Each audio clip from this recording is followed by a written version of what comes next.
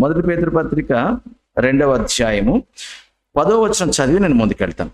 ఒకప్పుడు ప్రజగా ఉండక ఇప్పుడు దేవుని ప్రజ అయితిరి. ఈ విషయాన్ని పోయిన వారం చెప్పాను నేను. దేవుని ప్రజ అంటే మనకు నేర్పించినటువంటి సంఘం నేర్పినటువంటి మాట ఏంటి? దేవుని ప్రజ అంటే ప్రజ దగ్గర జన అని పెట్టండి. ఏంటి? దైవజనులు. ఎవరా దైవజనులు? మీరు అంటున్నాడు. అంటే ఎవరి గురించి? Pastor, reverend, right reverend, bishop, the most bishop వాళ్ళు కాదు. ఎవరైతే చీకటిలో నుండి ఆశ్చర్యకరమైన తన వెలుగులోనికి పిలువబడ్డారో వారంతా. We are all once we were in darkness, but out of his abundant grace he called us into his life.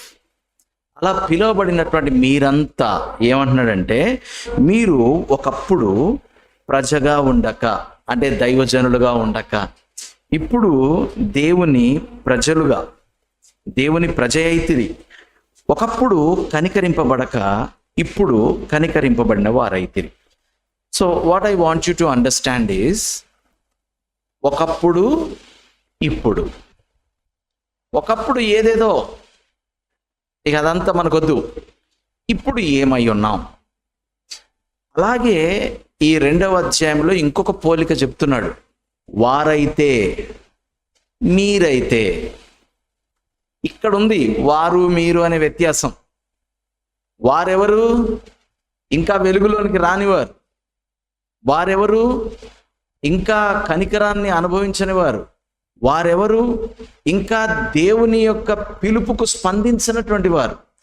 మీరెవరు? ఆయనకు స్పందించినటువంటి వారు, ఆయన నామందు విశ్వాసం ఉంచినటువంటి వారు, ఆయన కనికరాన్ని మీరు యాక్సెప్ట్ చేసినటువంటి వారు. ఆ వ్యత్యాసం ఉంది. వారైతే, మీరైతే. వారు వేరు, మీరు వేరు. అలాగే అప్పుడు వేరు, ఇప్పుడు వేరు. ఒకప్పుడు ఎలా ఉన్నారు? చాలా విషయాలు ఉన్నాయి.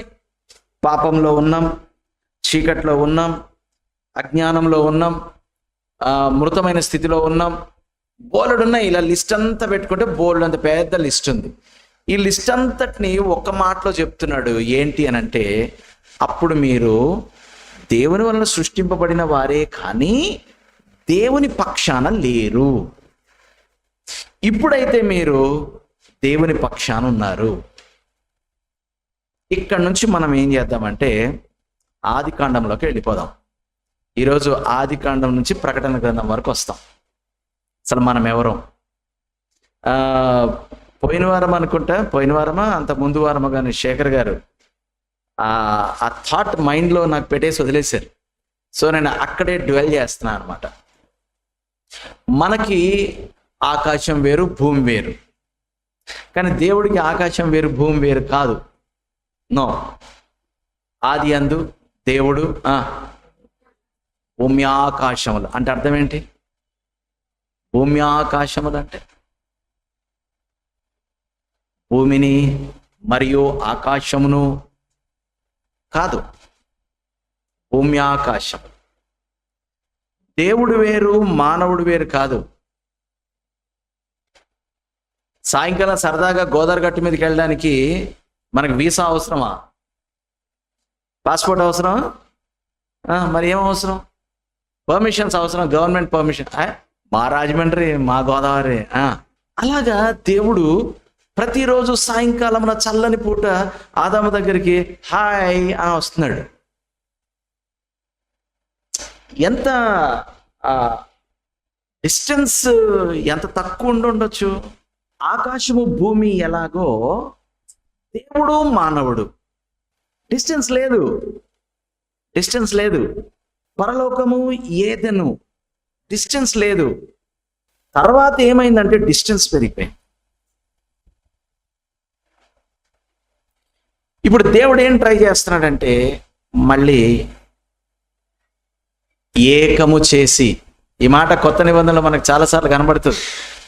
ఆయన మనలను ఐక్యపరచి, ఆయన మనలను తనతో ఐక్యపరచుకొని తండ్రి నీవియు నేనును ఏకమై ఉన్నలాగున వారును నీవును ఏకమగునట్లు నీ నామమును నేను వారికి కనబరచితిని. What God is trying to do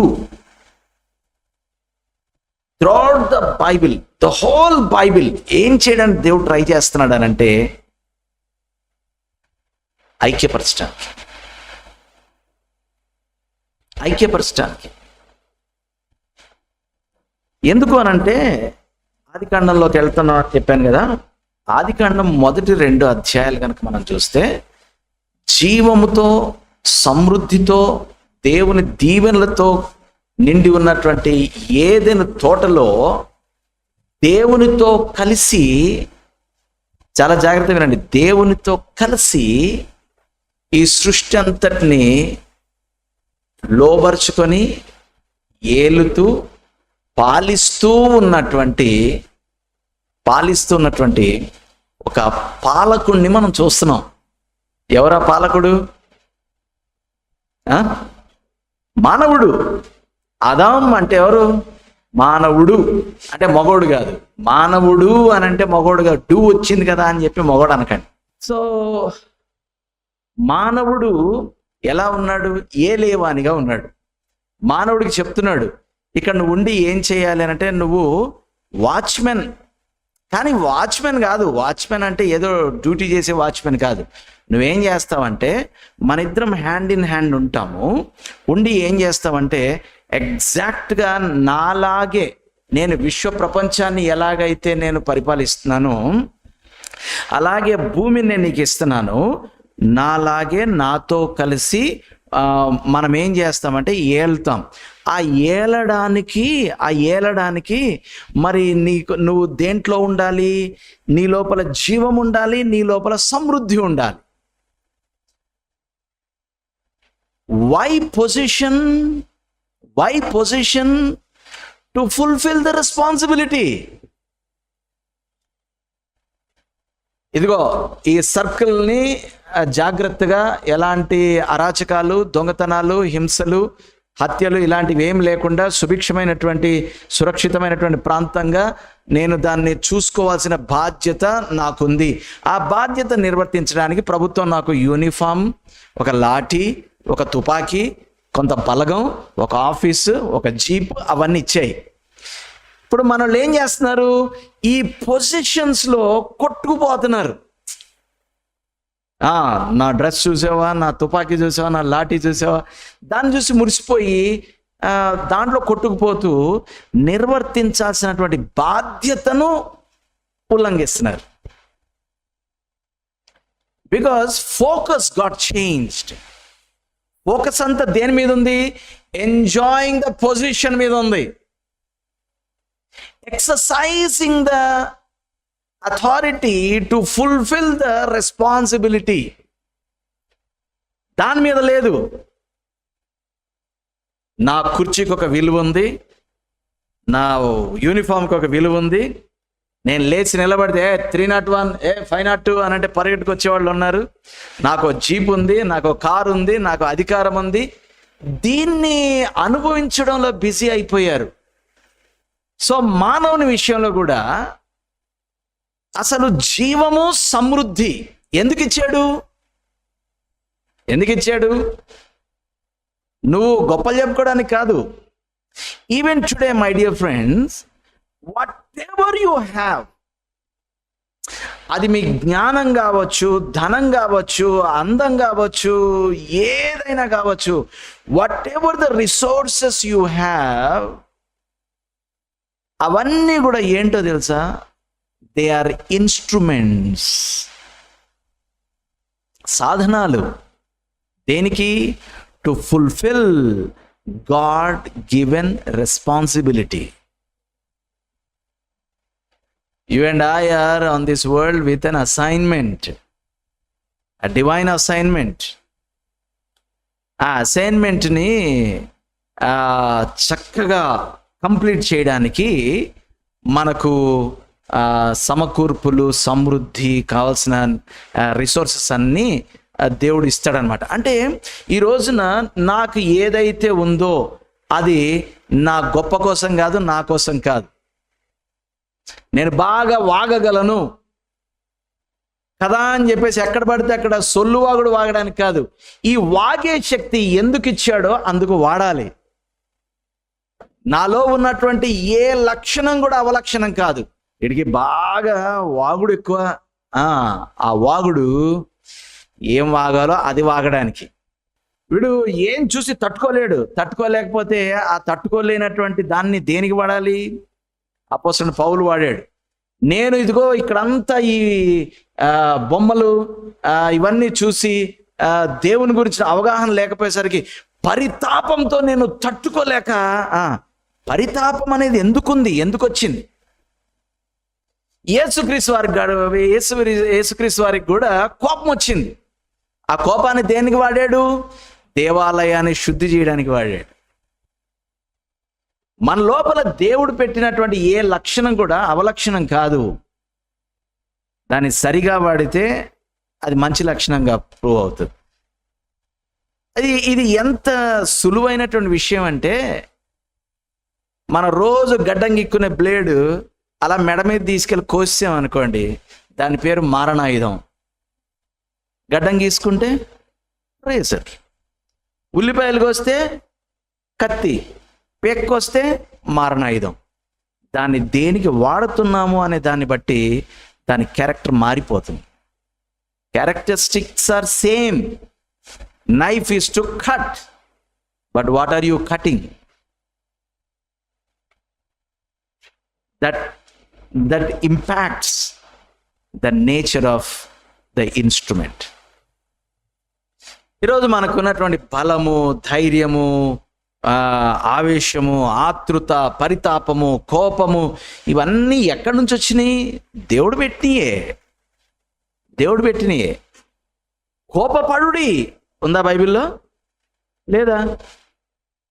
లేదా? కోపపడుడి.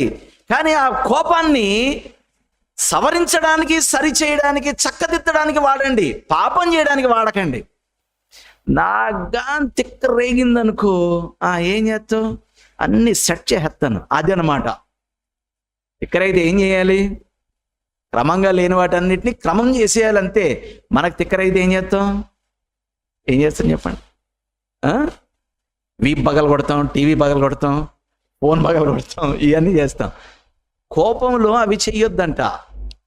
కోపము అనేటటువంటి లక్షణాన్ని దేవుడు ఎందుకు ఇచ్చాడంటే, మన పిల్లని నేను చూసి, అరే నీ వేళ్ళు భలే ఉన్నాయిరా, సన్నగా, నువ్వు మంచి సర్జన్ అవ్వచ్చు, నువ్వు మంచి కీబోర్డ్ ప్లేయర్ అవ్వచ్చు, కానీ వాడు అవే వేళ్ళని ఏళ్ళు చూసి ఎలా ఉన్నా కొడితే చెంప చెళ్ళు మన అందుకు కూడా వాడచ్చు. కొడితే ఇక్కడ నుంచి ఇక్కడ దాకా సర్రను వాసిపోద్ది.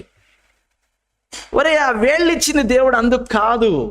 My dear friends, I'm telling you, శారీరకంగా, మానసికంగా, సామాజికంగా, ఆర్థికంగా, ఏ రకంగానైనా whatever you have today, that is given by God, number 1, and they are given with a purpose. ఆదిలో దేవుడు మానవుణ్ణి జీవముతో, సమృద్ధితో మరియు ఆయన దీవెనలతో, బ్లెస్సింగ్, లార్డ్ బ్లెస్ మీ అని మీరు అన్న ప్రతిసారి చాలా జాగ్రత్తగా వినండి.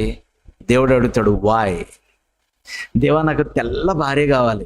ప్రతి మగపిల్లోడు చేసే ప్రార్థన ఇదే, తెల్ల భార్య, అందమైన భార్య. Every time you ask God what, he will ask you why. Are you getting me this morning? What అన్నప్పుడల్లా దేవుడు ఏమంటాడు? వై అంటాడు. దేవా, నాకు రేంజ్ రోవర్ ఈ దేవా. దేవుడు వెంటనే అడుగుతాడు, ఎందుకురా? ఆన్సర్ ఉందా నీ దగ్గర? ఆన్సర్ ఉందా? మనకుండే ఆన్సర్స్ అని పిచ్చి ఆన్సర్లు అనమాట, పిచ్చి ఆన్సర్లు. మనం వెంటనే ఏం ఆన్సర్ చెప్తాం తెలుసా? మరీ పక్కింటోడు కొనేసి పోజు కొడుతున్నాడు ప్రభు నా ముందు, కొడితే నువ్వు కొని నువ్వు పోజు కొడతావా? ఇది రాంగ్ కదరా. ఇది రేంజ్ రోవర్ వాడడానికి రేంజ్ ఉంటే సరిపోదు, అది వాడడానికి అవసరం ఉండాలి. ఎందుకురా నీకు తెల్ల భార్య? ఎందుకురా? ఏం చేస్తావు? ప్రొఫైల్ పిక్ పెట్టుకుంటా. అందుకు చేసుకుంటారేంట్రా పెళ్ళి? 6 అడుగులు అందగాడు కావాలి నాకు. ఏం చేస్తావు? 6 అడుగులు అందగాడు ఏం చేస్తావు అంటే, బాగుంటాడు. అందరు చూసి మీ ఆయన భలే ఉన్నాడు అని అంటాడు. మరి అన్న వాళ్ళకి అందరు కొంచెం కొంచెం ఇస్తావా? ఇవ్వను. మరి ఎందుకు నీకు? మన వాట్కి వై తెలియదు మనకి, ఆ వైకి రీజన్ లేదు మనకి. Are you okay with me this morning? Hello అని 100 రూపాయలు ఇవ్వా అని అన్నప్పుడల్లా ఏం చేయాలి మనం? మనకు కూడా దేవుడు అయిపోవాలి. పార్థ 100 ఎందుకు అనాలి. ఎందుకంటే అని ఉంటాయి, పనులే నా దగ్గర ఉంటాయి అనాల, పంపించేయాలి. ఆ 100కి రీజన్ చెప్పాలాడు. చెప్తారా? రోడ్డు మీద అన్నయ్య అంటాడు, చూసారా ఎప్పుడన్నా? చూసారా? ఒరే ఇటు రారా అంటాను నేను, అంటాడు, రాడు. ఈ మధ్య మరీ ముసలోళ్ళు పెద్దోళ్ళు కూడా మొదలయ్యారు. బాబు ఆకలేస్తుంది బాబు అంటే, పద నాతో పాటు బండి ఎక్కన్నా. ఎందుకు అంటుంది. భోజనం చేద్దాం, నేను కూడా భోజనానికి వెళ్తున్నాను. నాకు భోజనం వద్దు, డబ్బులు ఇచ్చేయి. ఎంత ఇవ్వను అన్న. 150 ఇస్తావా అంటుంది. ఎంత ఎంత 150. అమ్మా నాకు తెలిసిన హోటల్ ఉంది, 150 ఇద్దరం కలిసి భోజనం చేద్దాం రా అన్నా నేను. అంటుంది. 150 అయితే పళ్ళు కొనుక్కుంటాను. పళ్ళు కొనుక్కుంటావా? నేను అన్నం తినలేను బాబు, ఇడ్లీ తింటాను, ఏంటి బ్రెడ్ ముక్కలు కొనుక్కుంటానంటే, దాన్ని నీకు ఇప్పిస్తా, మంచి బేకరీలో నేను నీకు ఇప్పిస్తా. డబ్బులే కావాలి. ఒక చిన్న కుర్రోడు దొరికాడు. అడు అంటాడు, అన్నా మా ఇంట్లో బియ్యం లేవన్నా, అందుకే నేను ఆడుకుంటున్నా అన్న. మా నాయన తాగుతాడానా అంటే, ఒరే రారా నేను తీసుకెళ్ళి మంచి హాస్టల్లో పెడతాను, ప్రతిరోజు 3 పూట్ల భోజనం పెడతారు, మంచిగా చదివిస్తారంటే అని పారిపోతున్నాడు. వాట్కి wrong why. So please don't play with God. దేవుడి దగ్గరికి వెళ్ళి, ప్రభువా డబల్ డోర్ ఫ్రిడ్జ్ ఇవ్వవా? దేవుడు అడుగుతాడు, ఎందుకు అంటే, వండేసి కుక్కేస్తాం ప్రభు, దాంట్లో తప్పు కదమ్మా. మరి ఏం చేయాలి ప్రభు? రోజు వంట వండుకోమ్మా, ఆరోగ్యంగా ఉంటావు. అంతేనంటావా ప్రభువా? సర్లే, 2 బుడ్డ పిల్లలు కదా మాకు, చిన్న ఫ్రిడ్జ్. ఇది బాగుందమ్మా. Why blessing? Why blessing? With a purpose. నేను 3 విషయాలు చెప్పాను: జీవము, సమృద్ధి, దేవుని దీవెన. ఎందుకు దీని మీద ఇంతసేపు నేను డ్వెల్ చేస్తున్నాను తెలుసా? Even today people are longing after them. Prabha నాకు సమృద్ధి కావాలి, ప్రభా నాకు ఆశీర్వాదం కావాలి. వెంటనే దేవుడు కనుక ఎందుకు అని అడిగాడు అనుకో, మీరు మీ దగ్గర ఆన్సర్ చెప్పాలి. చాలా కాలం క్రితం చెప్పాను, నా ఫ్రెండ్ ఒక ఆయన ఏమన్నాడంటే, వచ్చానా నువ్వు కూడా నాతో పాటు న్యూజిలాండ్కి అన్నాడు. నేను అన్నాను, వాయ్ బాగుంటుందన్న better life. What you mean by better life? I have a definition for better life. What is your definition for better life? అంటే ఇట్లా మంచిగా కొంచెం హైఫై పాష్ మంచిగా do you think that is a better life? Fulfilling the will of God is better life for me. Do I have anything to do in New Zealand? నాకు అక్కడ చేయడానికి ఏమైనా ఉందా? పని ఏమైనా ఉంటే చెప్పు, వస్తా అన్న. నువ్వు కనుక ఇక్కడికి వచ్చావంటే, చాలా తెలుగు కమ్యూనిటీ ఉందన్న, ఇలాంటి వాక్యం ఒకటి వినేవాళ్ళు ఒక 10 కుటుంబాలు ఉన్నాయని, వస్తావా అన్నాడు అనుకో, అప్పుడన్నా కొంచెం టెంప్ట్ అవుతాను నేను. For my provision there should be a purpose. So దేవుడు మానవుల్ని అలాంటి ప్లేస్లో పెట్టాడు. ఆదికాండం మొదటి 2 అధ్యాయాలు మనకు అదే చెప్తాను. కానీ మానవుడు అపవాది చేతిలో, అపవాది అనే మాట నేను వాడుతున్నాను, సాతాను, దయ్యము, లూసిఫర్ ఈ మాట వాడట్లేదు నేను. అపవాది అని అంటే సరైన మాటలు మాట్లాడకుండా తప్పుడు మాటలు మాట్లాడేవాడు అని అర్థం. అపవాది చేతిలో ఏమయ్యారు అని అంటే మోసపోయారు. మోసపోయి ఏం చేశారంటే, వారి యొక్క స్థానాన్ని వాడికి అప్పగించేసి వీళ్ళు దాన్ని కోల్పోయారు. నేను చాలా సింపుల్ స్టోరీ, కానీ చాలా లోతైనటువంటి స్టోరీ నేను ఈరోజు చెప్తాను. It's a very simple common story. దానిలో నుంచి అసలు God's original purpose over man, అది మనం నేర్చుకోవడానికి మనం ప్రయత్నం చేస్తున్నాం. అపవాది యొక్క మోసంతో మోసపోయి మానవుడు ఏం చేశాడంటే, తన స్థానాన్ని పోగొట్టుకున్నాడు. ఇప్పుడు అందరు నాకు ఆన్సర్ చెప్పాలి. చాలా సింపుల్ స్టోరీ చెప్తున్నాను అన్నాను కదా, మీ అటెన్షన్ ఎంత ఉందో చెప్పండి. ఏ స్థానం పోగొట్టుకున్నాడు? పోలీసా, కలెక్టరా, డాక్టరా, యాక్టరా? ఏ స్థానం పోగొట్టుకున్నాడు చెప్పాలి. ఏ స్థానం పోగొట్టుకున్నాడు? దేవుని కుమారుని స్థానం. ఇంకా ఎస్, ఎగ్జాక్ట్లీ. జీవం ఎందుకు? సమృద్ధి ఎందుకు, దీవెన ఎందుకు? దేవునితో కలిసి ఏలడానికి. ఇప్పుడు ఇవన్నీ ఇస్తే పొజిషన్ వచ్చింది. ఏంటా పొజిషన్? రాజుగారు. అదనమాట.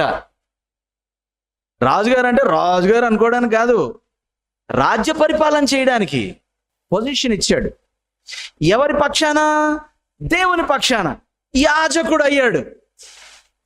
I'm trying to derive my heading.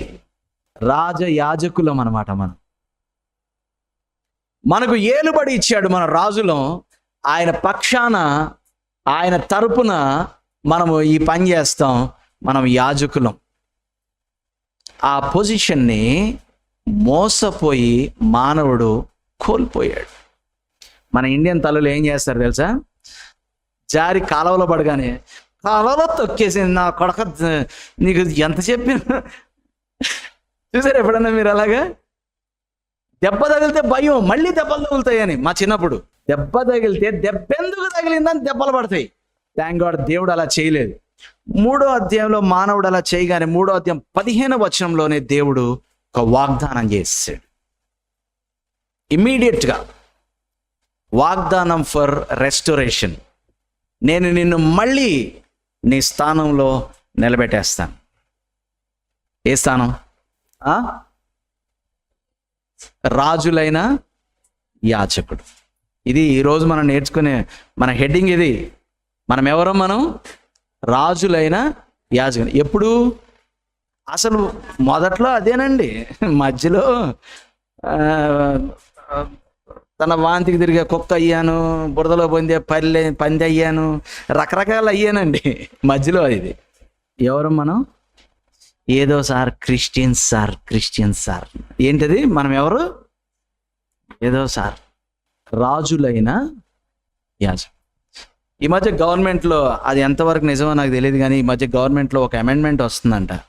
ఏంటంటే ఎక్కడో విన్నాను, అది మళ్ళా కలెక్ట్ చేద్దామంటే స్కిప్ అయింది. పార్లమెంట్లోనో అసెంబ్లీలోనో ఒక ఆయన మాట్లాడుతున్నాడు. వాళ్ళ గ్రంథం ప్రకారము క్రైస్తవులకు కుల వ్యవస్థ అనేది లేదండి అంటున్నాడు ఒక ఆయన. మరి ఏముంది? వాళ్ళ దేవుడు వాళ్ళను రాజు లెక్క చూస్తాడంట, వాళ్ళకి రిజర్వేషన్లు ఎందుకండి అన్నాడు. అంటే వాళ్ళకి అవగాహన ఉంది, లోకానికి అవగాహన ఉంది. మనమంతా ఒక సెపరేట్ తెగ అని వాళ్ళకు ఒక అవగాహన ఉంది. ఏంటా తెగ?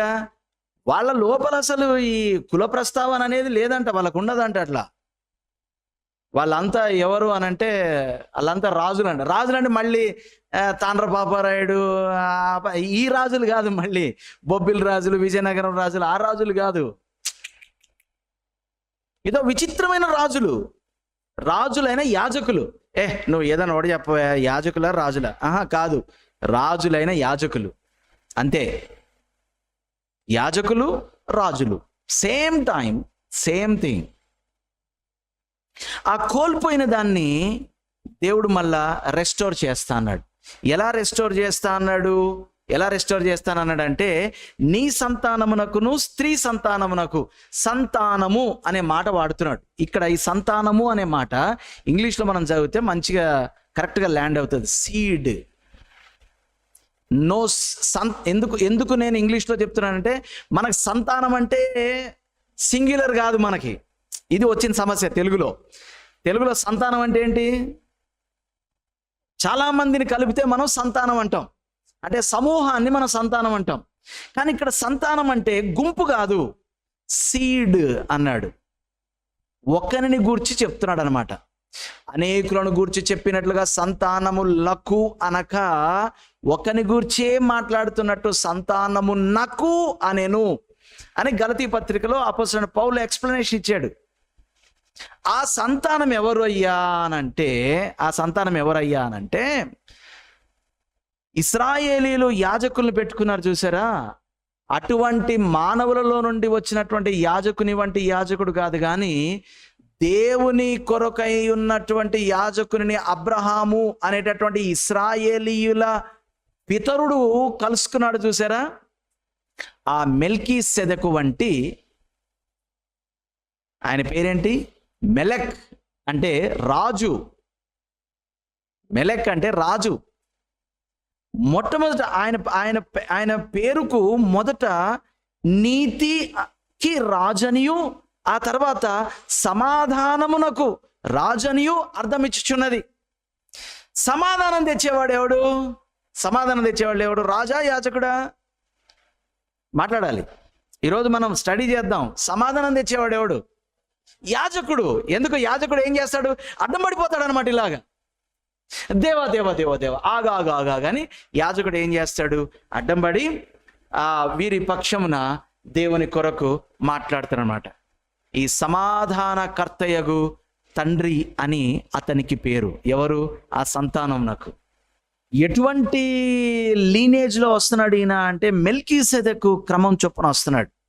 మెల్కీసెదెకు 110వ కీర్తనలో నా ప్రభువును గూర్చి అనే మాటను చూసారా? అదిగోండి ఆయన ఈయనే. నా ప్రభువును గూర్చి అనేటటువంటి మాట. సో ఈయన యాజకుని రూపం అక్కడ కనబడుతూ ఉంది. ఆయన గురించినటువంటి వాగ్దానం చేశాడు. ఈయన ఇప్పుడు ఆయన జన్మను గురించినటువంటి ప్రవచనం. ఆశ్చర్యకరుడు, ఆలోచనకర్త, బలవంతుడైన దేవుడు, నిత్యుడగు తండ్రి, సమాధానకర్తయగు, చెప్పాలా ఆ లాస్ట్ మాట చాలా ఇంపార్టెంట్. అధిపతి. అధిపతి అంటే కింగ్, ది లార్డ్. సమాధానకర్తయగు అధిపతి అని ఆయనకు పేరు.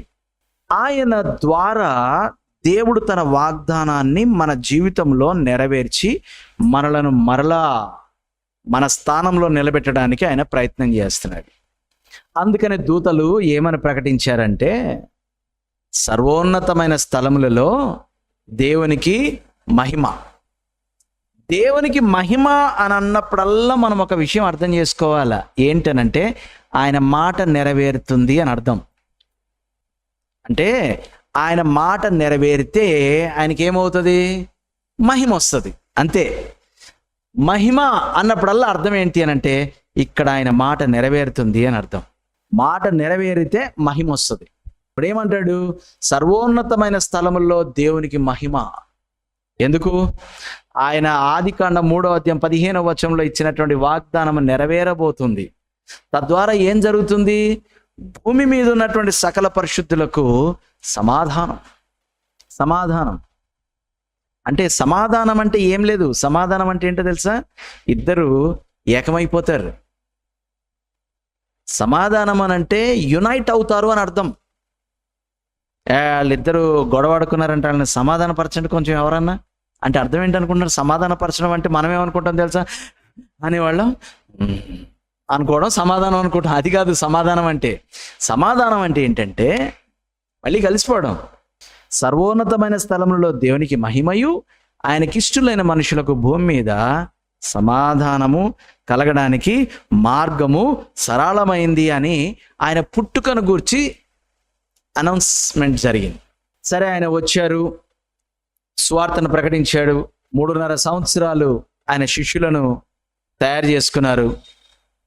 ఈ సమాధానాన్ని ఏర్పరచడానికి కావలసినటువంటి అపీజ్మెంట్ అంటే ఈ పాప పరిహారార్థ సమాధానార్థ బలిని సిలువలో అర్పించారు. అర్పించేసిన తర్వాత మరణాన్ని గెలిచి 3వ దినమున తిరిగి లేచారు. ఆరోహణం అవుతున్నారు. ఇప్పుడు వచ్చేద్దాం అపోస్తల కార్యంలోకి. ఆదికాండం నుంచి ఎక్కడికి వచ్చాం? అపోస్తల కార్యంలోకి వచ్చాం. ఈ అపోస్తల కార్యంలో ఈయన 1వ అధ్యాయము 4వ వచనంలో, 4వ వచనానికంటే ముందు 9వ వచనం చూద్దాం ఒకసారి. Acts chapter 1 verse 9. Acts chapter 1 verse 9. ఈ మాటలు చెప్పి వారు చూచుచుండగా ఆయన ఆరోహణమాయెను. ఈ ఆరోహణమైనప్పుడు ఏమైంది? నేను అన్ని రిఫరెన్సెస్లోకి తీసుకెళ్ళట్లేదు ఎందుకంటే టైం చాలా తక్కువ ఉంది కాబట్టి. ఈ ఆరోహణమాయన అనేటటువంటి మాటకి ఫిలిప్పీ పత్రికలో కనుక మనం వెళితే అక్కడ ఉందన్నమాట. ఏం జరిగింది అక్కడ? ఆయనను అన్ని నామముల కంటే పై నామము ఆయనకు అనుగ్రహించి దేవుడు ఆయనను హెచ్చించాడంట. ఇప్పుడు ఏమైంది? ఆయన ఏమయ్యాడు? ఈ విశ్వమంతటికి రాజయాజకునిగా ఆయన అభిషేకించబడ్డాడు. అనే నామముల కంటే పై నామం అనుగ్రహించబడిందంటే అర్థం అది. His name is above every other name. every knee shall bow, every tongue shall confess that he is the Lord. ఆయన ప్రభు అని ప్రతి నాలుక ఒప్పుకోవాలి, ఆయన ఎదుట ప్రతి మోకాలు వంగాలి. ఎవరైనా వాగ్దానం చేయబడిన సంతానము. అసలు ఆ సంతానాన్ని ఎందుకు వాగ్దానం చేశాడు? నిన్ను సెట్రైట్ చేయడానికి, మళ్ళా నీ స్థానాన్ని నీకు ఇవ్వడానికి దేవుడు ఏర్పాటు చేసుకున్నటువంటి వారధి, దేవుడు ఏర్పాటు చేసుకున్నటువంటి మార్గం. ఆ మార్గం పేరు సంతానం. ఆ మార్గం పేరు రాజు అయిన యాజకుడు. ఆ మార్గమే ప్రభువు. ఆయనే ఇమ్మానుయేలు. ఆయనే భూమి మీదకి వచ్చి ఆ మార్గాన్ని సిద్ధపరిచేలాడు. నేనే మార్గము, సత్యము, జీవము, నా ద్వారా అంటే ఆ నూతనమైనదియు పరిశుద్ధమైనదియు అయినటువంటి ఆ క్రొత్త ద్వారము, ఆ తెర గుండా మాత్రమే ఎవడైనా తండ్రి యొద్దకు వెళ్ళగలుగుతాడు. నీ మంచి కార్యాలు, నీ గొప్ప కార్యాలు, నీ శుభకార్యాలు, వాటి వలన ఎవడు కూడా మళ్ళీ తండ్రితోటి వేరైన వాడు ఐక్యం అవ్వలేడు. యేసుక్రీస్తు అనేటటువంటి ఆ గుడారము ద్వారా, ఆయన ద్వారా, ఆయన అనే మార్గము ద్వారా, ఆయన అనే తెర ద్వారా, ఆయనను అంగీకరించడం ద్వారా, ఆయన నామమందు విశ్వాసం ఉంచడం ద్వారా, ఆయన అనేటటువంటి వారధి గుండా మాత్రమే మరలా మనము తండ్రి యొద్దకు చేరగలుగుతాం. తండ్రి యొద్దకు చేరితే ఆ తప్పిపోయిన కుమారునికి ప్రశస్త వస్త్రాన్ని, ఉంగరాన్ని, చెప్పుల జోడును ఇచ్చి ఎలాగైతే విందు చేశాడో, అలాగ పరలోకమందు ఇదిగో మరొకడు నాతో చేరుకొని నాతో సమాధానపడి మరలా రాజు అయినటువంటి యాజకునిగా భూమి మీద నివసించడానికి ఒక్కడు కనబడ్డాడు. చేయండి విందులు అని చెప్పి పరలోకమందు విందు జరగడానికి గల కారణం అది. మత మార్పుళ్ళు కాదు ఇవి. No no no no coming back to your actual original God intended position. ఆ పొజిషన్కి వచ్చేయగానే మనకు చూడండి చిన్న చిన్న సంతోషాలు. మా వాడు గాలి తిరిగేవాడు, అలా ఉండేవాడు, ఇలా ఉండేడు, కానీ సెట్ అయిపోయాడండి. ఎంత సంతోషం అనిపిస్తుంది. సెటిల్ అయిపోయాడండి. మొన్నటిదాకా బరువు బాధ్యత లేకుండా బేవాసుగా తిరిగాడు, కానీ ఇప్పుడండి నేను చూసుకోక్కర్లేదండి. మనకే మనము కన్నటువంటి మన పిల్లలు మన కళ్ళ ముందు రెస్పాన్సిబుల్గా వాళ్ళ పొజిషన్ వాళ్ళు టేక్ ఓవర్ చేసి ఇంటిని వాళ్ళు రన్ చేస్తూ వాళ్ళంతా కూడా సమస్తం ఇట్లా నడిపిస్తామంటే మనకి ఓ థ్యాంక్ గాడ్, ఇంకా నేను చూసుకోక్కర్లేదు అనిపిస్తుందో. God as a father he's longing for each and every human being to see in that position. This is not conversion, ఏదో మత మార్పిడి, అది ఇది కాదు. స్థాన మార్పిడి. ఏంటా స్థానం? Coming back to your original God intended position.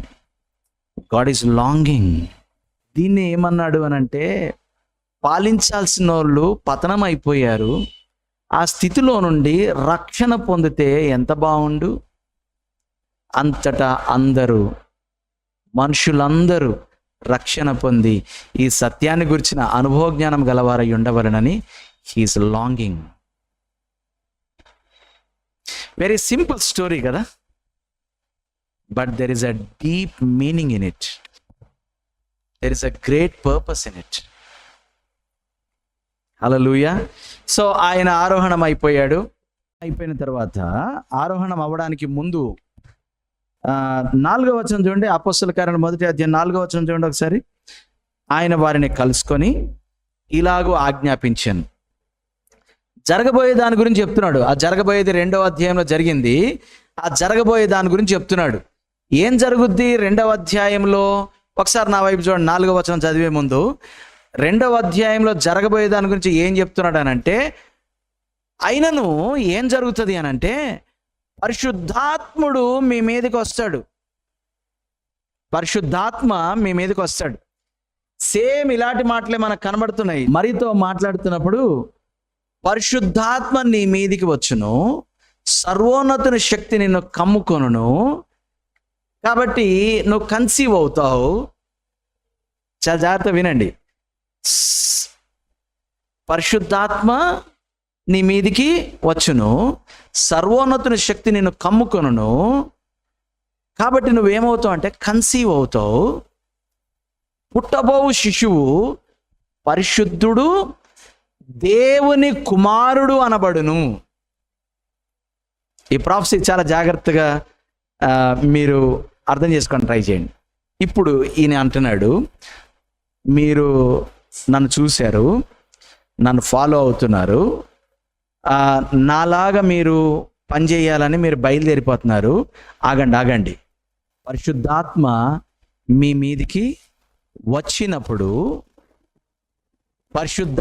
మీదికి వచ్చినప్పుడు ఏం జరుగుతుంది?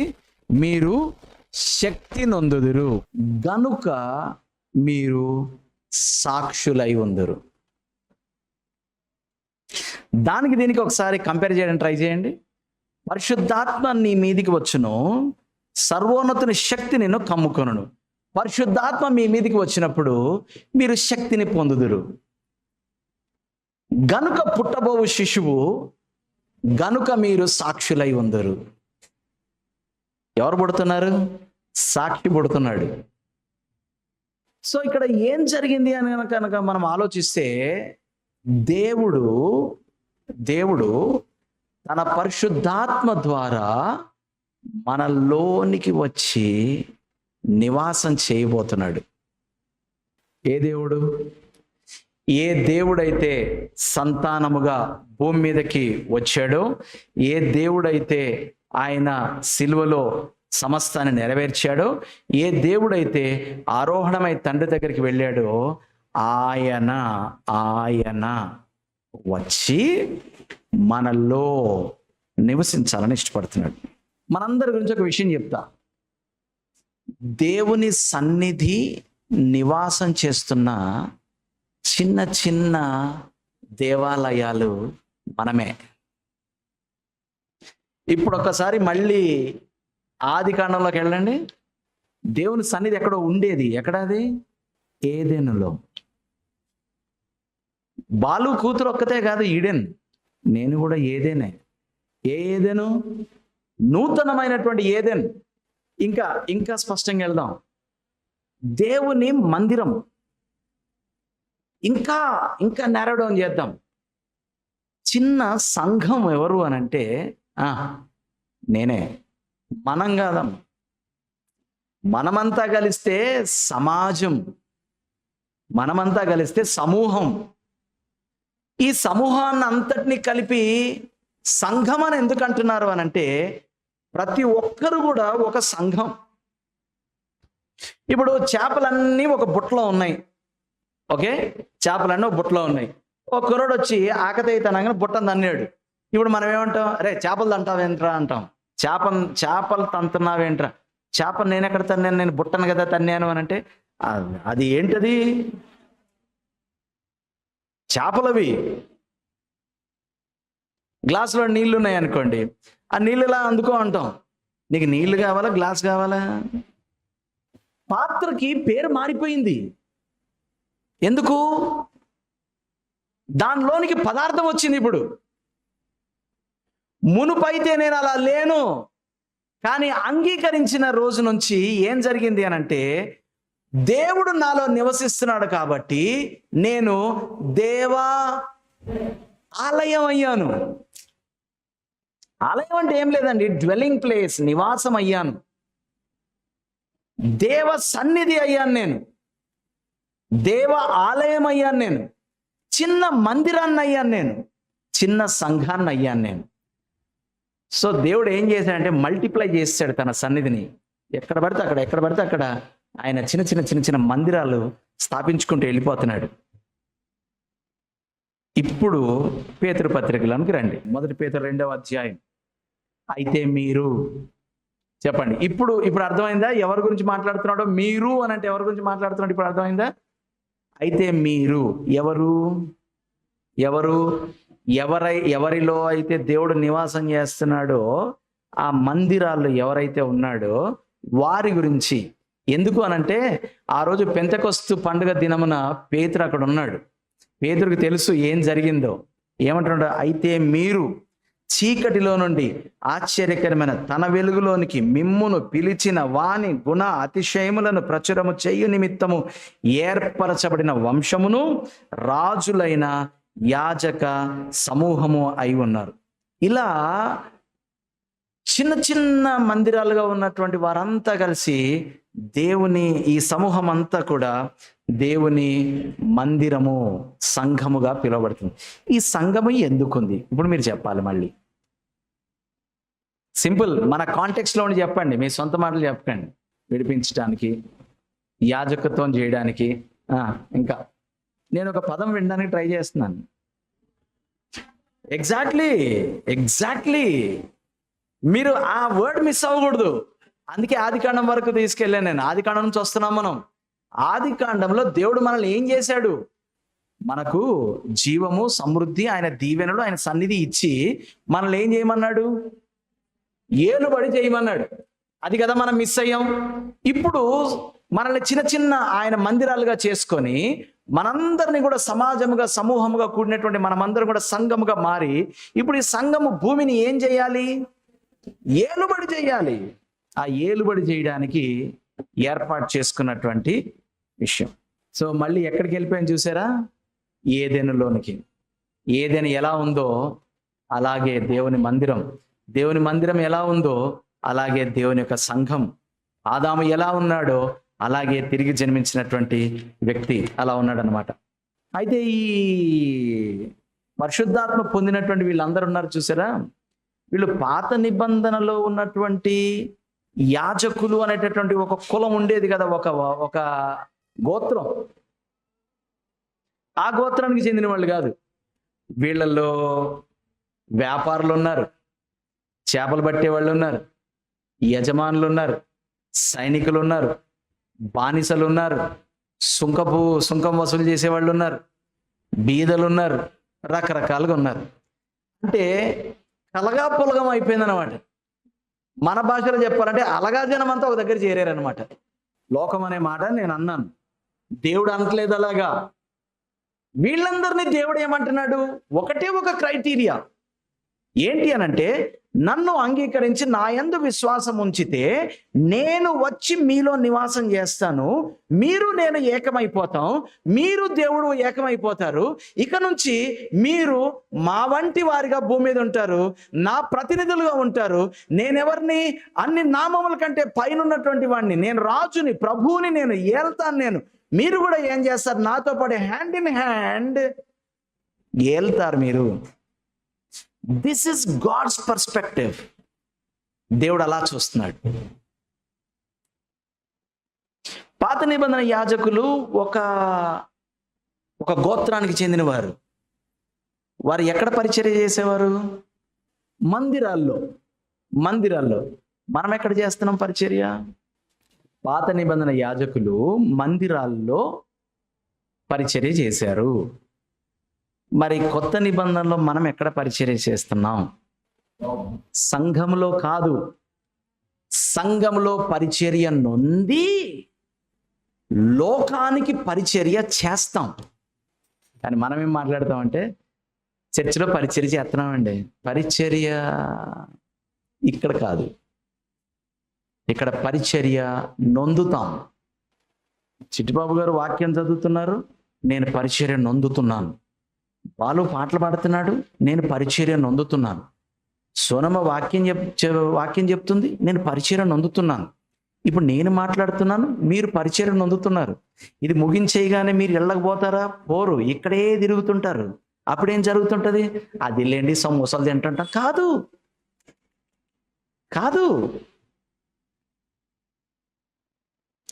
ఆ సమోసాలు తింటా మీరు ఊరికే ఉంటారా? ఓ మూలకు పోయి పిట్ట తింటారా? ఆ సమోసా తింటూ ఎవరో ఒకని బాగున్నావా అని అడగరా? బాగున్నాను బ్రదర్, మొన్నటి నుంచి లోన్లీగా ఉన్నాను, ఇప్పుడు మీరు పలకరిస్తే అంత సంతోషం వేసిందో. దాన్ని ఏమంటారు?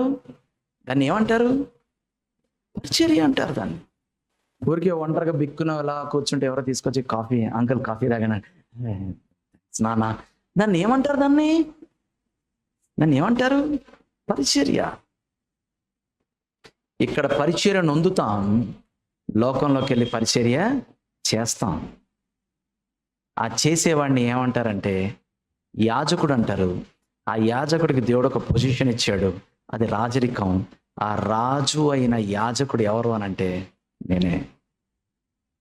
ఇది ఇది కాదు, ఆహా అది కాదు, లేకపోతే ఇది కాదు, లేకపోతే సీట్ ఉంటుంది కదరా అది కాదు, దండము కర్ర అవి కాదు.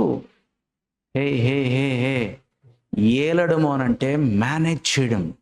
మేనేజ్ చేయడం అంటే మేనేజ్ చేయడం కాదు. అంటే మీకు మేనేజ్ చేయడం అంటే ఇంకొక అర్థం తెలుసు కదా,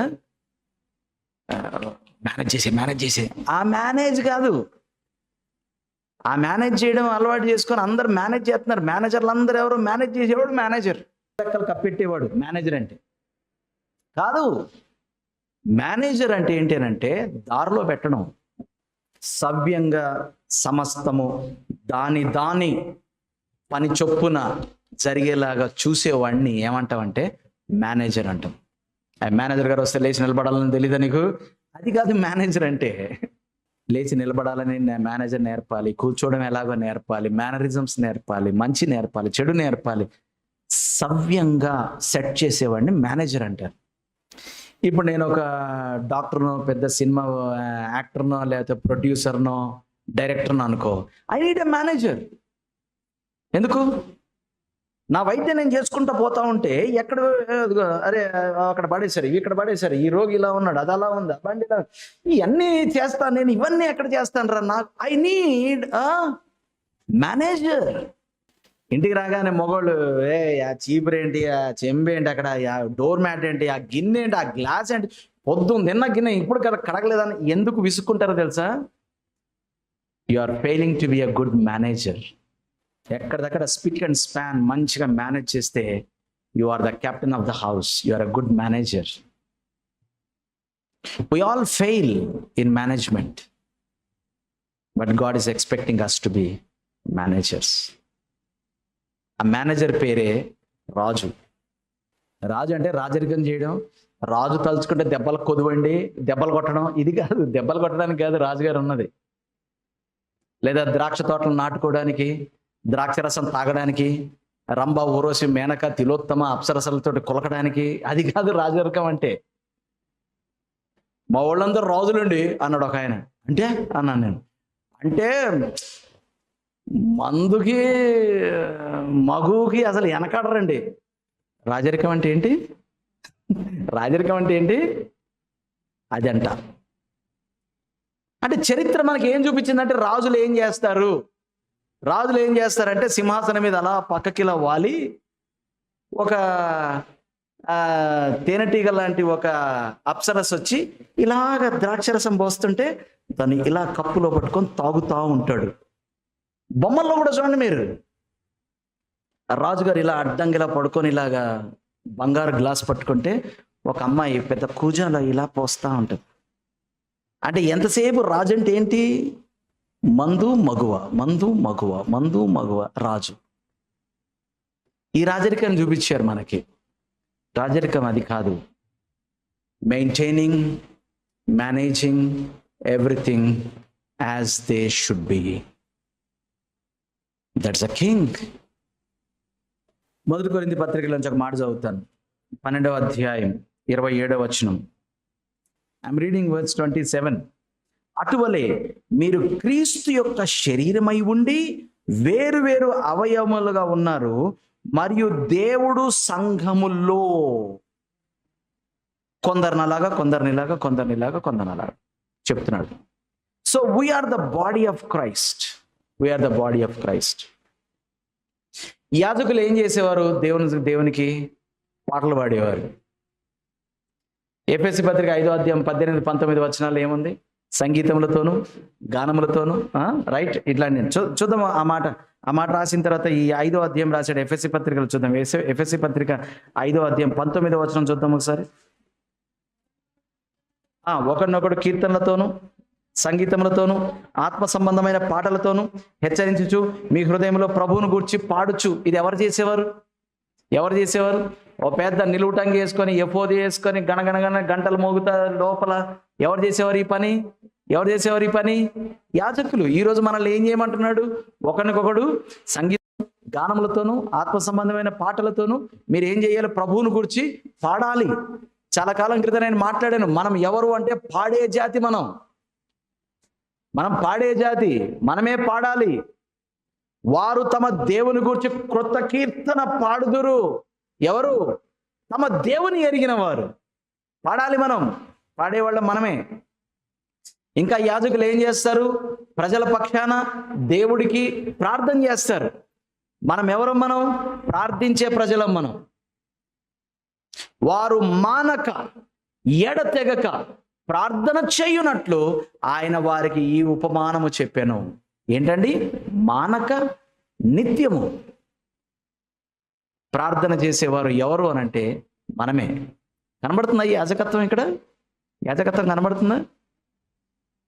ఆ పాత నిబంధన యాజకులు ఏం చేసేవారు? ఇంకో పని చేసేవారు. చెప్తారా ఎవరైనా? ఇంకో పని చేసేవారు. ఏం చేసేవారు? బలులు అర్పించేవారు. శబాష్. హెబ్రీ పత్రికలోకి రండి ఒకసారి. హెబ్రీ పత్రిక 13వ అధ్యాయం 16వ వచనం. Hebrews chapter 13 and verse 16. 13వ అధ్యాయం 16వ వచనం. అట్టి యాగములు దేవునికి ఇష్టమైనవి అని మనకు కూడా ఒక బలి అర్పణల గురించి మాట్లాడుతున్నాడు. ఎట్టి యాగములు? 15వ వచనం. కాబట్టి ఆయన ద్వారా మనము దేవునికి ఎల్లప్పుడూ స్తుతి యాగము చేయదము, అనగా ఆయన నామమును ఒప్పుకొనుచు జిహ్వాఫలములు అర్పించుదుము, ఉపకారమును ధర్మమును. Bible is not mystical, miraculous, ఏదో ఒక తెలియని అనుభూతి కాదు. కాదు కాదు కాదు very practical living. Hello priest, I'm speaking to you. పాడుతున్నారు, ప్రార్థనలు చేస్తున్నారు, బానే ఉంది. బలి అర్పణలు చేయాలిగా. ఎందుకు చేయాలి? అమ్మ చదువు అది 16వ వచనం చదువు. బలి అర్పణలు ఎందుకు చేయాలి? అక్కడ ఏముంది చూడండి. ఉపకారము ధర్మము. అట్టి యాగములు దేవునికి ఇష్టమంట. ఇప్పటికి మనం ఏం పాడతాం? వేలాది నదులంత విస్తార తైలము నీకిచ్చిన చాలునా. ఎప్పుడు అయిపోయింది రా బాబు, అయిపోయింది. అయి నాకు వద్దన్నాను, వాళ్ళని ఎక్కిరించడానికి ఆ పాట పాడారు, అది స్టోరీ అయిపోయింది. ఎవడైనా నీ పొరుగు వాడిని చూసి ఉపకారం చెయ్యి, నాగే లేవు నేను ఎక్కడ చేస్తాను, అదే మరి బలి యాగం. ధర్మం చేయరా కొంచెం. ఎంత కేజీ చేప తెచ్చాం మేము, 4 ముక్కలు 4 సరిపోదు, మళ్ళీ ఆడిగా. అరే కొంచెం సాక్రిఫైస్. నేనెందుకు చేయాలండి? మరి యాజకులు కదండి మీరు. ఎవడు చేస్తాడండి? స్ట్రైట్ ఆన్సర్, ఆయన చేయలేదా? ఆయన చేసేయాలండి. మరి ఆయన నువ్వు ఒకటేగా, నువ్వు ఆయనలాగా ఉండాలిగా భూమి మీద. ఆయన ప్రతినిధివి కదా నువ్వు, దేవునితో కలిసి జతపనివాడివి కదా నువ్వు, మరి భూమి మీద రాజులైన యాజకునిగా నువ్వు ఉండాలి కదా నువ్వు. యాజకుడు ఏం చేయాలి? త్యాగం చేయాలి. బాబు మీది బెర్త ఎంత, నా బెర్త ఏదైతే నీకెందుకంటే ఎలా ఉండే అనొచ్చు. ఏమండి మీది ఎక్కడ వచ్చింది? నాకు అప్పర్ బర్త్ వచ్చింది బాబు. అరే నాది లోయర్, పడుకోండి పర్లేదు, నాకైతే మోకాళ్ళ నొప్పులు లేవు, నేను ఎక్కేస్తాను, మీరు ఎక్కడ. థ్యాంక్స్ బాబు, నువ్వు దేవుడివి అంటారు చూడు. అంటే they are seeing the representative of God on earth when you do a little sacrifice. Siblings కొట్టుకుంటారు చూడండి ఇంట్లో, టీనేజ్లో ఉన్నప్పుడు. నేనెందుకు ఇవ్వాలి? ఇప్పుడు నాకో చాక్లెట్ వాడికో చాక్లెట్ తెచ్చారు కదా, నాది నేను తినేస్తా, కొంచెం బెటరా, షేర్ చేయరా అంటే నేనెందుకు ఇవ్వాలి? వాడైతే ఇస్తాడా? వాడు ఇవ్వడరా, నువ్వు ఇవ్వు అంటే వాడు ఇవ్వడగా నేనెందుకు ఇవ్వాలి అంటే నెపాలించడం మనకు చాలా ఈజీ. వాడైతే నాకు ఇవ్వడు, కానీ నా దాంట్లో నేను వాడికి షేర్ చేస్తాను. త్యాగం. మనకెప్పుడు పోలికలే. అరే ఎవరెందుకు చేయాలో మనకు అనవసరం. దేవునికి ఇష్టమైన యాగములు ఉన్నాయి. ఏంటి ఆ యాగములు? ఉపకారము ధర్మము. New testament. మీరు రాజులైన యాజక సమూహమును, ఏర్పరచబడిన జనమును, దేవుని సొత్తైన ప్రజలు అనగానే మనకి ఏమనిపిస్తుంది? మంచి పొజిషన్ ఇచ్చాడు, డిఎస్పి నేను, ఏఎస్పి నేను కమిషనర్ నేను. ఎందుకు బాబు కమిషనర్? ఎందుకు చెప్పు? To do the assignment. Position ఇష్టం మనకి. మీ పక్క వాళ్ళు చెప్పండి, పొజిషన్ కమ్స్ విత్ రెస్పాన్సిబిలిటీ. ఆ ఊరికే రాదు. ప్రమోషన్ వచ్చిందని అనుకోకండి. ప్రమోషన్కి తగ్గ రెస్పాన్సిబిలిటీస్ ఉంటాయి. మా ఆయన రీజనల్ మేనేజర్ అయిపోయాడండి. అయిపోయాడు. భయపడండి. మొత్తం రీజన్ బాధ్యత అంతా ఎవరిది? నాది. ఆ రీజన్ని మొత్తం మేనేజ్ చేయాలి నేను. ఆ రీజన్ మొత్తాన్ని నేను లైన్లో పెట్టాలి. మామూలు విషయం కాదు. Position is for responsibility. Hallelujah. So ఇప్పుడు అందుకే కదా అపోస్తలుడైన పౌలు రోమాపత్రిక 12వ అధ్యాయంలో ఏం రాశాడు? సజీవ యాగముగా మిమ్మును మీరు సమర్పించుకోండి. యాజకత్వం అంటే పాడడం, యాజకత్వం అంటే ప్రార్థన చేయడం, యాజకత్వం అంటే బలులు అర్పించడం. ప్రతిరోజు మనం ఏం చేయాలి? బలులు అర్పిస్తూ బతకాలి. బలులు అర్పించడం అంటే అదైతే బాగుండు. ఏంటి? భక్తునికి అనుసంధానంగా ఒక ముఖ్య రగ్గట్టు అంటే సరిపోయేది. మన అంత ఈజీ బలి కాదు మనకి. ఏముంది? ఆ దర్బార్ బత్తి ప్యాకెట్లో ఒక బత్తి అటు పెట్టి ఇంకో పుల్ల గీసి ఇచ్చేసాను నీకు బలి. అదైతే బాగుండేది. మన దేవుడు పొగైతే ఊపిపోయే దేవుడు కాదు కదా. పొగేయడాలు లేవు. యాగం అంటే మరి పొగే కదండి. కాదు. యాగం అంటే ఉపకారము, ధర్మము. హల్లెలూయా. సో యేసుక్రీస్తు మనకు చూపించినటువంటి మాదిరి ఇదే. ఇప్పుడు ఏమవుద్దో తెలుసా? ప్రార్థనలు, ప్రతి ప్రార్థన ముగించగానే ఒక ప్రార్థన చెప్తాం. ఎవరికైనా గుర్తుందా? ఏంటా ప్రార్థన? ఏసు రక్తం చేయం, ఏసు నామం చేయం, అనంత కోటి నాశనం. అది కాదు నేను అనేది. ఇది చెప్తారు చూడు. ఏంటది? పరలోకమందున మా తండ్రి, నీ నామం పరిశుద్ధపరచుకొను గాక, నీ రాజ్యము. రోజు చెప్తాం ఏమని? నీ రాజ్యము. అంటే దేవుడితో ఏం చెప్తున్నాను తెలుసా? భూమి ఆకాశంలోనే నేను ఐక్యపరిచేస్తున్నాను అంటున్నాం అన్నమాట. Are you getting me? ఇక్కడ మాట అంటున్నాం చూడండి. నీ చిత్తము పరలోకమందు ఎలా ఉందో భూమి మీద కూడా అలాగే ఉంది. నీ రాజ్యము అక్కడ ఎలా ఉందో అది ఇక్కడే ఉంది. నీ నామానికి మహిమ, పరిశుద్ధత అక్కడ ఎలా ఉందో ఇక్కడ కూడా అలాగే ఉంది. అవన్నీ తేడానికి నేను ఉన్నాను కదా. అంటే ఒక మాట ఏమన్నావు అంటే, భూమిని ఆకాశాన్ని ఏకం చేసేయడానికి నేను ఉన్నాను కదా ఇక్కడ. ఎందుకంటే నేను రాజు అయిన యాజకుడిని కదా అని ప్రతిరోజు చెప్తున్నాను దేవుడితోటి. Every time we are saying that prayer. మనం ఏమంటున్నామంటే, Lord here I am to unite heaven and earth. Heaven on earth. A culture which is in heaven, the authority which is in heaven, the rule which is in heaven, the reign which is in heaven. నేనున్నానుగా భూమి మీద. ఎందుకనగా రాజ్యము, శక్తియు, బలమును నిరంతరము నీవై ఉన్నాయి. మరి ఈ పని చేసే నాకు బతకాలి కదా. అనుదిన ఆహారం నేను ఇలా చేస్తుంటే శోధకుడు ఊరుకుంటాడా? ఊరుకోడు. ఆ శోధనలో పడనీయక నన్ను వీడి నుండి తప్పించు. నువ్వు నాతో కరెక్ట్గా ఉన్నావు, నేను కూడా వేరే వాడితో కరెక్ట్గా ఉండడానికి నాకు కొంచెం ఆ బలియాగం చేయడానికి ఓర్పు దయచేయి. నా అపరాధములను మీరు క్షమించిన ప్రకారం వారి అపరాధం నేను క్షమించిన ప్రకారం నా అపరాధం నువ్వు క్షమించు.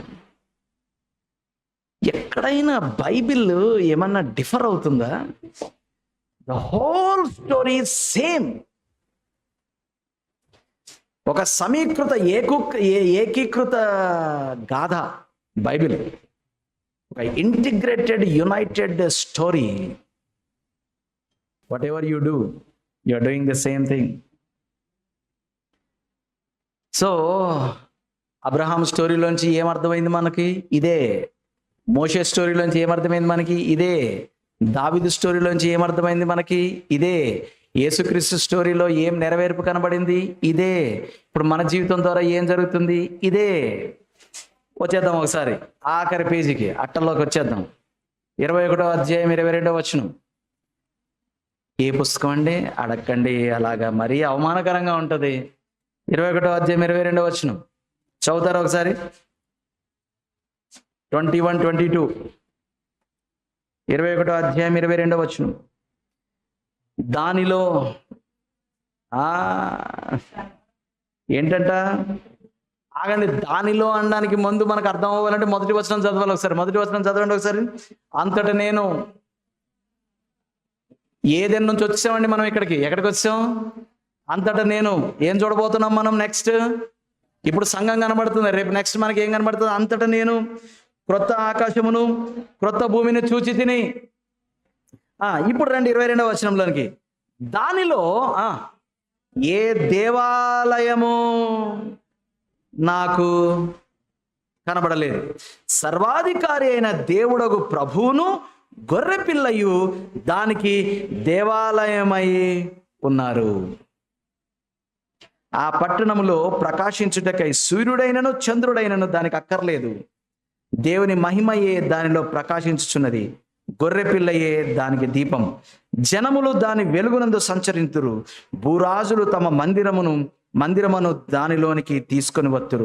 తమ మహిమను దానిలోని తీసుకొని వత్తురు. అక్కడ రాత్రి లేనందున దాని గుమ్మములు పగటి వేళ ఏమాత్రం వేయబడవు. జనములు తమ మహిమను ఘనతను దానిలోనికి తీసుకొని వచ్చెదరు. గొర్రెపిల్ల యొక్క జీవగ్రంథమందు వ్రాయబడిన వారే దానిలో ప్రవేశింతురు గాని నిషిద్ధమైనది ఏదైనాను, అసహ్యమైనది దానిని, అబద్ధమైన దానిని జరిగించువాడైనను దానిలో ప్రవేశింపడు. ఒకసారి అదే అధ్యాయం 3వ వచనంలోకి రండి. అప్పుడు ఇదిగో దేవుని నివాసము మనుష్యులతో కూడా ఉన్నది. ఆయన వారితో కాపురముండును. వారాయన ప్రజలై ఉందురు. దేవుడు తానే వారి దేవుడై ఉండి వారికి తోడై ఉండును. ఎక్కడికి వెళ్ళిపోయింది స్టోరీ?